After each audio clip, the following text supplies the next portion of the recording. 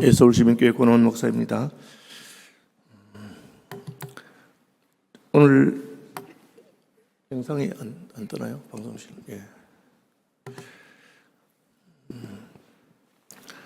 아마 여러분 받으신 유인물에 저희 발표 사례가 다 기록되어 있는데, 현황만 약간 말씀드리면, 저희가 운영하는 그 장애인 시설이 4군데입니다. 직원은 33명 정도 되고 정규 직원입니다. 그 외에 파트타임이라든지 정부에서 지원해주는 직원, 그 나이 많은 분들 실버라든지 또 이런 장애인이라든지 이런 것까지 합하면 100명 정도의 직원이 있고요. 이용하시는 분들은 4개 시설에 현재 123명이 이용하고 있습니다. 전체 그 예산은 한 20매덕 정도가 되는 겁니다. 그래서 그런 현황이라든지 이런 것은 살펴보시면 되고, 저는 어떻게 서울시민교회가 이 사역에 참여하게 되고 사역이 점점 확장하게 되었는가 하는 것을 말씀드리겠습니다.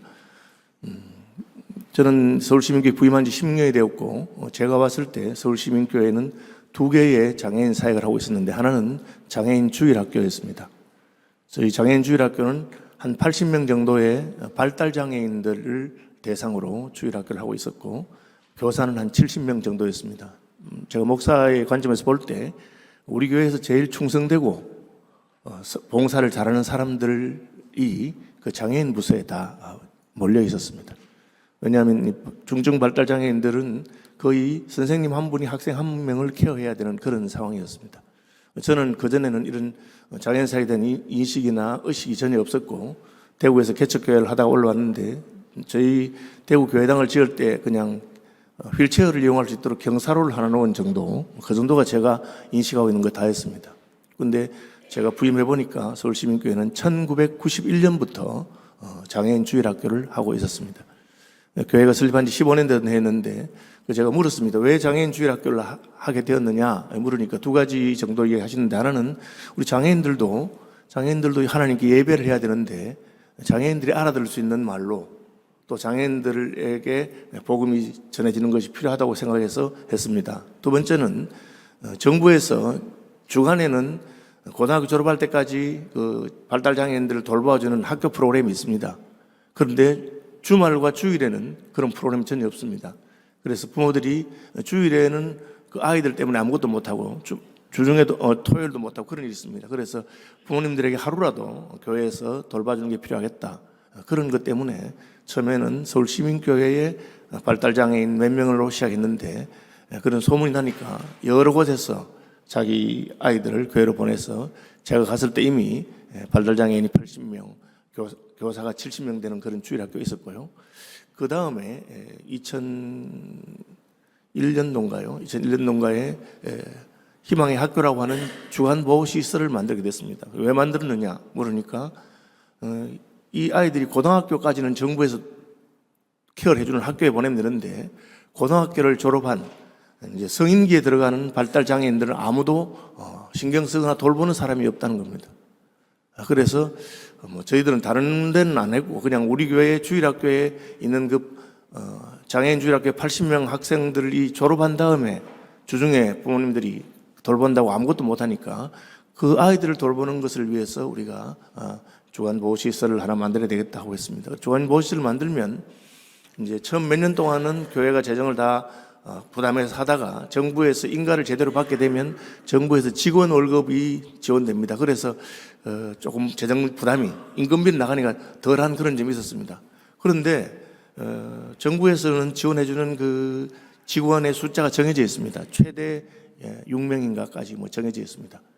그런데 저희 그 정부에서 생각하는 거는, 한 시설에서 너무 많은 사람을 해가지고 가지 말고 그냥 한 시설에서 한 10명 정도를 해서 정부에서 6명 정도 직원을 지원해주면 시설장 1명하고 또 다른 관리하는 분하고 선생님 4명하고 적당하다고 생각이 되는 것 같습니다. 그런데 문제가 뭐냐면, 해마다 고등학교를 졸업하고 갈 곳이 없는 그런 발달장애인들이 나오는 겁니다. 그래서 저희 교회는 이제 교회당 건물이 있으니까 저희 교회 5층 전체를 장애인 시설을 쓰고 있는데, 점점 더 많은 지원자들이 생기는 겁니다. 그래서 저희들은 정부 지원이나 이런 걸 생각한다면 교회가 이미 많은 돈을 지원하고 있기 때문에 더 학생을 많이 받으면 또 교사를 채용해야 되고 지원은 못 받고 그런 점이 있어서 이거 느리면 안 되는데 그 부모님들이 우는 거예요. 우리 애가 갈 데가 없다는 거예요. 그러니까 교회가 어쩔 수 없이 이제 학생들을 늘리기 시작했습니다. 그래서 정부를 지원받는 것을 넘어서서 지금 저희가 처음 시작했던 그 희망의 학교라고 하는데 18명의 학생을 가지고 있고 그래서 그런 중증장애인 보호시설 가운데 제일 많은 학생을 우리가 돌보고 있는 그런 시설이 되었습니다. 먼저는 이제 그 다음 또 생겼는데 보통 이런 중증장애인 시설이 3년쯤 학생을 보호하고는 내보냅니다. 그럼 그 학생은 또 다른 데 가서 또 다른 보호시설을 찾아야 되는 그런 일이 있습니다. 그래서 부모님들이 와서 저희는 서울시민교회가 운영하는 이 희망의 학교를 너무 좋아하는데 왜 우리 아이는 3년이 지나면 또 다른 곳으로 가야 되느냐. 저는 그건 몰랐습니다. 그래서 알아보니까 이 지원자가 너무 많기 때문에 계속 가지고 있으면 더 받을 수가 없는 거예요. 그래 저희가 그 부모님들하고 같이 이제 저희 희망부에 그 헌신 예배를 한번 드렸는데 그 헌신 예배 때 그 부모님들이 나중에 이렇게 자기들 영상을 하는 게 제 소원은 우리 아이보다 하루 더 살고 죽는 겁니다. 그렇게 말했어요. 우리가 너무 마음이 아파서 제가 어떻게든지 이 문제를 해결해야 되겠다. 그렇게 고민하게 됐습니다. 그래서 18명이 찾는데 우리는 이제 이 아이가 세상을 떠날 때까지 교회에서 돌봐주겠다. 이 아이는 아니죠. 이 장애인이 세상을 떠날 때까지 돌봐주겠다. 그렇게 하니까 문제는 또 다른 문제가 생겼습니다. 우리 교회 그 장애인 시설에 들어오고 싶어서 줄을 서 있는 사람이 너무 많은 거예요. 그분들이 우리 몇 년 기다리는데 이제 나가면 들어오려고 했는데 이제 나가는 사람이 없으니까 세상을 떠나는 것 말고는 없으니까 대기가 너무 긴 거예요. 그래서 저희가 하나 더 만들어야 되겠다 생각했습니다. 그래서 저희는 그 주간보호시설을 한 개 더 만들었습니다. 그런데 두 번째 시설을 만드는데 교회 밖에서 건물을 구하는데 장애인들을 위해서 빌려주는 곳한테 아무 데도 없어요. 빌려주지 않으니까 저희가 하고 싶어도 할 수 없어요. 그래서 저희 교회 사택 두 군데, 저희 빌라가 한 동 있는데 사택 두 군데를 비우고 거기서 새로운 그 발달장애인 주간보호시설 하나 만들었습니다. 그래 거기는 좀 작기 때문에 10명 정도가 하고 있습니다. 1명 정도 보호하고 있습니다. 지금도 사실은 대기하고 있는 분이 너무 많습니다. 저희가 원래 저희 교회 규모로 정부가 생각할 때는 이제 최대 교회에서 10명을 하는 게 좋은데 저희는 18명, 10명이니까 그 28명 정도를 직접 주간 보호시설을 하고 있는 겁니다. 그 다음에 이제 어떤 문제 생겼냐면 보니까 저희 교회 장애인 그 주일학교나 혹은 주간 보호시설 가운데 어떤 친구들은 굉장히 정상인에 가까워요. 정상인 아니지만 약간 경계선에 있는 그런 분들이 있다는 걸 발견하게 됐습니다.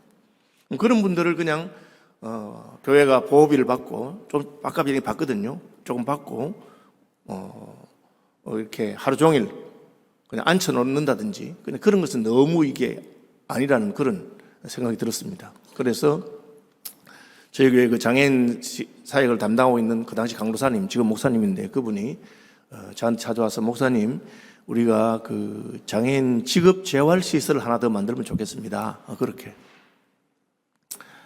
그래서 만들자 그런데 문제가 뭐냐? 우리 담당 장로님이 극력 반대를 하십니다. 왜 반대를 하신대? 아니 강도사님은 이 전문가고 열심히 사는데 강도사님 몇 년 있다가 떠나고 나면 우리는 뒷감당을 못합니다. 그렇게 말하는 거예요. 결론 말씀드리면 그래서 제가 그 강도사님 보고 너 나하고 평생 같이 가자 하고 해서 당회를 설득해서 이제 장애인 주간 보호시설 장애인 직업훈련을 만들었습니다. 직업훈련 하나에 놀랍게도 27명의 약간 이렇게 중증이 좀 덜 심한 발달장애인이지만 좀 경증에 가까운 그런 분들 27명을 위한 직업 재활시설을 만들었는데 부모님들이 얼마나 좋아하냐면 이 주간보호시설이 맡기면 돈을 내고 맡겨야 됩니다. 밥값도 줘야 되고. 그런데 직업재활시설에 가서 훈련을 받으면 월급을 받습니다. 조금이라도. 직장은 아니지만 실습생이기 때문에 그러니까 우리 그 발달장애인 부모님들이 생각할 때 우리 교회 직업재활시설에 들어가는 거는 일반인들이 서울대학교에 합격하는 것보다 더 좋고 더 기뻐하는 그런, 부모님이 너무 기뻐하니까 뭐 저희들이 이제 어쨌든 그렇게 해서 그걸 하게 됐습니다. 이걸 이제 3개쯤 하고 나니까 그 평생 나하고 같이 있겠다 하던 그 친구가 목사님 저 이제 교회를 나가서 독립적인 사역을 하고 싶다는 거예요. 그래서 제가 아니 왜 갑자기 마음이 바뀌었느냐 하니까 이 친구가 저희 교회의 사역 시설 3개를 운영하니까 전국에 다니면서 장애인 사역에 대한 강의를 하러 다녀요. 사실 오늘 저를 안 부르고 그 친구를 불렀으면 더 좋았을 겁니다. 저 잘하는데. 다니다 보니까 자기가 이렇게 하면 된다고 막 했는데 그 듣는 사람들이 굉장히 그냥 약간 시니컬하게 너는 서울 시민교회가 도와주니까 하는 거 아니냐. 우리 같이 작은 교회 뭐 이런 교회들은 못한다. 이렇게 말하는 거예요. 이 친구가 그걸 듣고 마음이 너무 부담이 돼서 저를 찾아와서 목사님 제가 이 장애인 사역을 위한 새로운 모델의 교회를 개척하고 싶습니다. 사실 저희들은 한 2년 전에 구리에 34억짜리 빌딩을 사주면서 분리 개척을 했어요. 150명을 파송한 적이 있습니다. 2년밖에 안 됐는데 이 친구가 또 자기 개척을 하겠다는 거예요. 그래서 제가 저기 목돈을 많이 줄 수가 없는 형편인데 네 뜻은 좋은데 그래 얼마 정도를 지원하면 좋겠냐 하니까 이제 전세금하고 한 달에 600만 원씩을 지원해달라. 그러면 자기가 몇 년 안에 자립하겠다. 결론 말씀드리면 그 친구는 지금 2년이 지났는데 저희 교회가 4개 운영하는데 자기는 5개를 운영하면서 그죠? 정부의 지원 받아가지고 자체 무슨 그 상가 건물도 사고요. 그리고 해외에도 하나 하고 저희보다 훨씬 잘합니다. 그 장애인 고용하는 그런 숲스토리라고 하는 그 매장을 만들어 가지고 뭐 서울에도 있고 구리 2개, 포천에 하나, 그다음에 최근에 거기 그 오산인가요? 오산에 거기 하나 뭐 이렇게 해가지고 5개 해외 하나.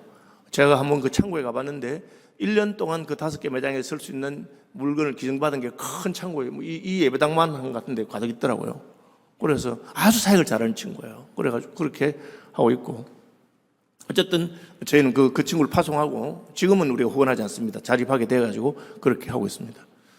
그렇게 하던 중에 저희 그 광진구에 그 구청에서 운영하는 위탁을 해서 운영하게 되는 그 발달장애인 평생교육시설이 생겼습니다. 이게 뭐냐면 아까 말씀드린 것처럼 주간보호시설 고등학교를 졸업한 친구들은 그 다음에 갈 데가 없기 때문에 주간보호시설로만 가야 되는데 그중에 조금 상태가 좋은 친구들도 있고 그런 사람이 너무 많으니까 광진구에서 그런 사람들을 위해서 60명인가요?